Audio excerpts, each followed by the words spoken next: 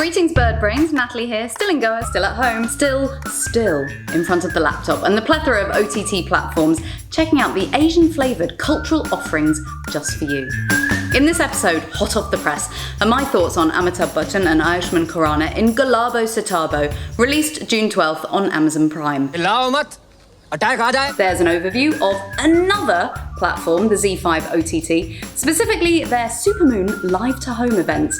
Never a more ridiculous name have I ever heard. And to keep it more mixed than a bag of Bombay mix, a documentary which has arrived on Netflix about young Indian Americans and their success within the curious world of spelling competitions. Ah, dang it. But before we get into the good, the bad, let's start with the ugly. Racism, a topic that is never acceptable, and we at ACV feel it's important to voice our support for the Black Lives Matter movement, which has been back in the public consciousness this past fortnight. Huge demonstrations across the planet, people coming together at a time when we've literally all been kept apart. Please do remember though, masks and social distancing. In India, we haven't seen the protest marches like in the UK or the US.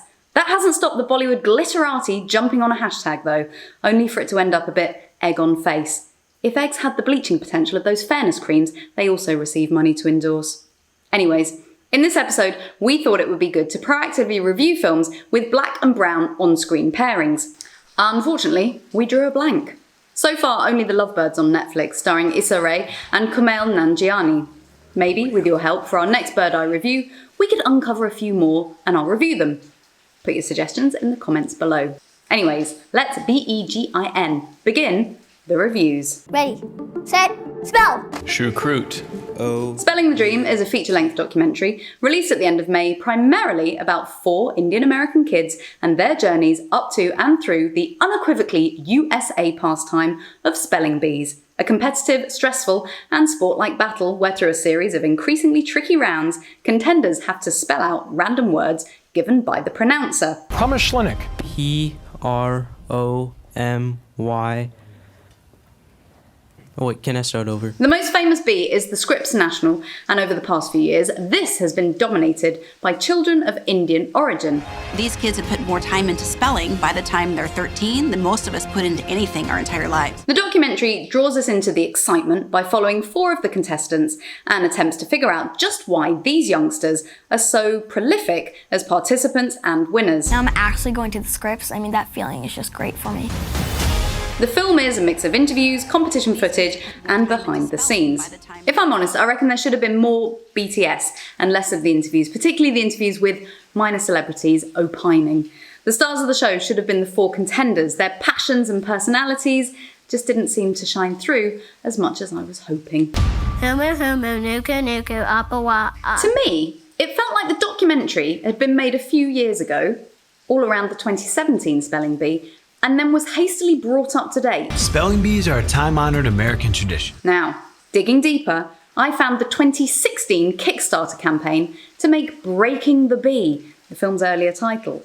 It seems then that it takes a good few years to finally get a Netflix commission. All in all, it felt dated and lacking in the human connection that I was hoping for. Ah, dang it. Spelling the Dream, therefore, was a little DISAPPOINTING. Disappointing. Spelling the Dream, I give 2 stars out of 5. ZTV's online platform Z5 launched in early 2018 within India and then globally just 8 months later.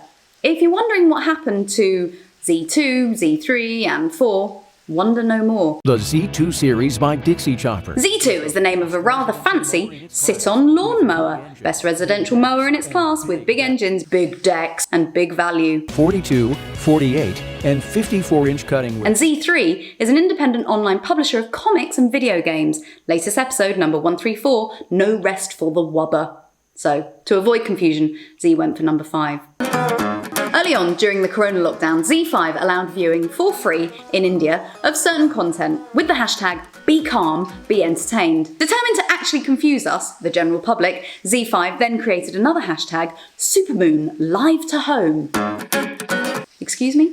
This, I managed to decode, is a regular offering of live events streamed over the internet. A fitness hour, food hour, and an entertainment hour. Because apparently, during lockdown, we're all missing live content. Fair enough. But When I tried to watch the previous live episodes, it was a non-starter and ironically signposted me to go home, which is where I have been for the past 84 days. Not one for giving up though. I managed to register for free and it turns out you can watch previous episodes. I spied sing-alongs with Jasleen Royal, cooking with Vicky Ratnani, a familiar face if you watch films at an Inox, which I don't anymore. Yoga with some celebrity trainers, supposedly some comedy with Sahil Kutta, though personally I couldn't see it. I mean literally I couldn't find the episode. Nothing against you Sahil, you're very amusing. In general, the Z5 Supermoon Live to Home is a bit all over the place, confusing and pretty low production values, which I guess is what happens when celebrities have to become YouTubers and deliver their life's passion over the equivalent of a Zoom meeting. Complete with bad sound and rather distracting backgrounds at times. And why is it called Supermoon when it's broadcasting live each weekend and not monthly on a full moon? Lunacy. If you fancy checking it out, the Supermoon initiative runs each weekend until into August, apparently, and is available pretty much worldwide. Allegedly.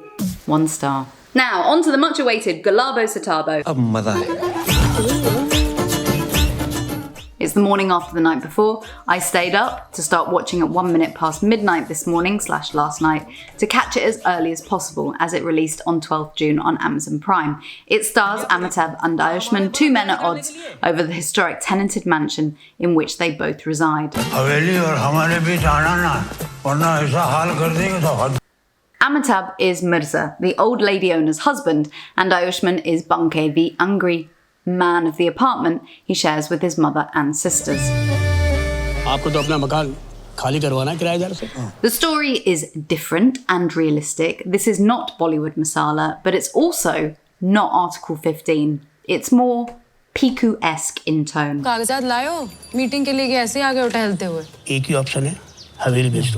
you know the title, Gulabo Sitabo, is actually the name of a traditional puppet show from UP? Sort of like Punch and Judy, but with 2 women. And the film actually starts and ends with it, so to set the scene of a childish, long-running dispute. Directed by Shujit Surkar, who has worked with both actors before on Vicky Donor, Piku and Pink, I am surprised, therefore, that the offering is a little clunky. Amitabh's Mirza is caricaturish. Maybe this is intentional to remind us of the puppets, his false nose distracting, and the mannerisms a little overdone. Ayushmann, on the other hand, is suited to his role, as always. A common man running the family's flour mill business. Dealing with his negative girlfriend and sassy sisters. In fact, the women of the cast are the ones for me who shone brightest. Shristi Shrivastava, more known on TV than film, is a younger version of Risha Chadha, in my opinion. She plays Banke's sister, not interested in marriage, she's streetwise and a subtle highlighter of the inequalities between the place of men and the place of women. Farooq Jafar, Swadez, Pipli Live, Photograph, is Begum, the queen of the castle, not in the best of health, but together enough when it matters. I love the inclusion of her within the cast. At 86 years old, she is authentic and engaging, unlike the ageing up of Amitabh, which, as I said, is distracting. I question why another genuinely older male actor was not actually used. Is it because producers are banking on the big B to pull in the audience? If so, I don't think this film is going to satisfy those who are just going to come because of him. The biggest issue with Gulabo Sitabo, aside from the nose, and that is pretty big, is the pacing. It takes too long to scene set, meanders in the middle, and then becomes only interesting 20 minutes towards the end. If I hadn't been reviewing, I would have turned it off before getting there. Out of 5, 2 stars. So that's all for this episode. Remember, it's not enough to be just anti-racist or anti-colourist. We have to be vocal and speak out, as indeed Bollywood star Abhay Deol has been doing in recent weeks. Here at ACV, we're all for learning through watching films and reading books. So if we can, let's use some time during lockdown to level up. Listen to what the black community is saying, challenge ourselves, other people, our beliefs, and indeed create a better world. A film to look out for is Lovers Rock, a tale of love and music within the London black community. Directed by Steve McQueen, he of 12 Years a Slave and Shame, it was selected for Cannes this year along with one of his other films, and McQueen dedicated it to George Floyd and the Black Lives Matter movement.